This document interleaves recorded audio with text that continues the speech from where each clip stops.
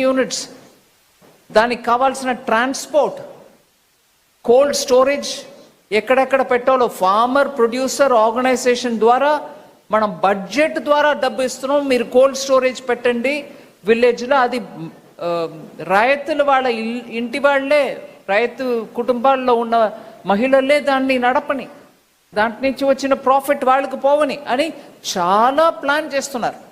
దాన్ని ఎఫెక్ట్ చేసేది banks. So దానికి మీరు కాంప్రిహెన్సివ్గా బ్యాంక్స్ ఇక్కడ ఊరికే బ్రాంచ్ ఓపెన్ చేయడం మాత్రం కాదు, ఇట్లాంటి ఫ్యూచరిస్టిక్ ఐడియాస్కి మీరు సపోర్ట్ చేయడం కూడా ఇంపార్టెంట్ యాజ్ బిజినెస్ ప్రాస్పెక్ట్స్. మీ కమర్షియల్ డిసిషన్ మీరు తీసుకోండి, కానీ ఇట్లాంటివి ప్లాన్ చేస్తున్నారు అంటే మీరు దానికి అండదండగా ఉండడం చాలా ముఖ్యం. అలాగే ఐ వుడ్ థింక్ ఇన్సూరెన్స్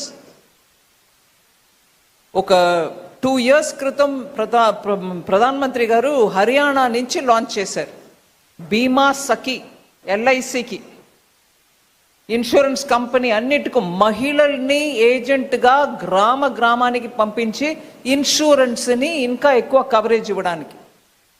అప్పుడు లాంచ్ చేసిన ఆ రోజే అక్కడే మేము 10 లక్షలు ప్లాన్ చేసాం, అక్కడికక్కడే ఒక 3 లక్షల మంది జాయిన్ అయినారు. 1 సంవత్సరం లోపల దాని రిజల్ట్ అద్భుతం. ఇన్సూరెన్స్ కవరేజ్ పోతుంది, ఆ మహిళలకి వాళ్ళ ఒక శాలరీ అంటే ముందు కమిషన్గా తీసుకున్నా కూడా LICలో 3 సంవత్సరం వాళ్ళ పర్ఫార్మెన్స్ని చూసుకుని వాళ్ళని పర్మనెంట్గా ఏజెంట్ రికగ్నిషన్ ఇస్తున్నారు మహిళలు.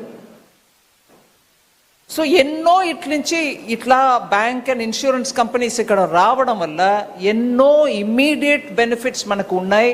దాన్ని పూర్తిగా మన ఈ రాష్ట్రానికి, అమరావతికి అర్పించి ఈ స్టేట్ని బాగు చేయడానికి, ముందుకు తీసుకెళ్ళడానికి ప్రయత్నం చేయడం ముఖ్యం. దాంట్లో నేను ప్రధానమంత్రి గారికి నేను మాటికి థ్యాంక్ యూ చెప్పడానికి ఐఎమ్ డ్యూటీ బౌండ్. ఎప్పుడు ఆంధ్రప్రదేశ్ విషయం గురించి నేను వారి దగ్గర మాట్లాడటానికి వెళ్తే వెంటనే రెస్పాన్స్ చేస్తారు. ఏ ఒక్క ప్రాంతం కూడా మనం వెనకపడడానికి వదలకూడదు, నువ్వు క్లియర్గా ప్లాన్ చేయి.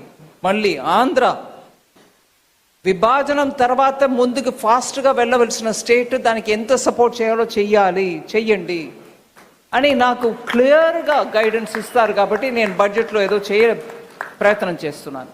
అందువల్ల చాలా ముఖ్యమైన డెవలప్మెంట్స్ చాలా జరుగుతుంది. కానీ నేను ముఖ్యంగా ఒక విషయం చెప్పదలుచుకున్నాను.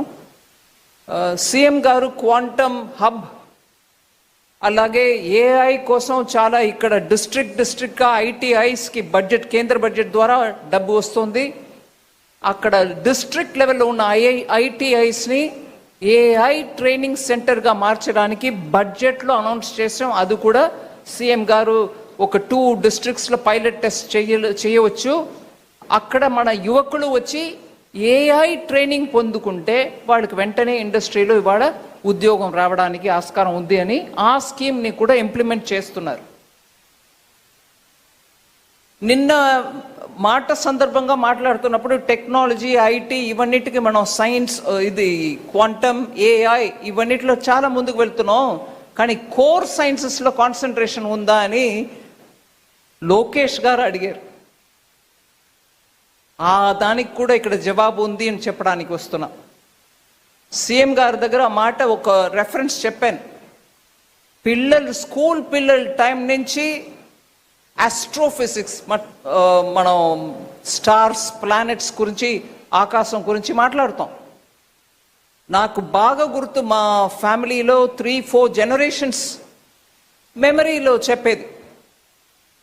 ఒకప్పుడు బెనారస్కి వెళ్ళి సైన్స్ చదవాలని ఉండేది.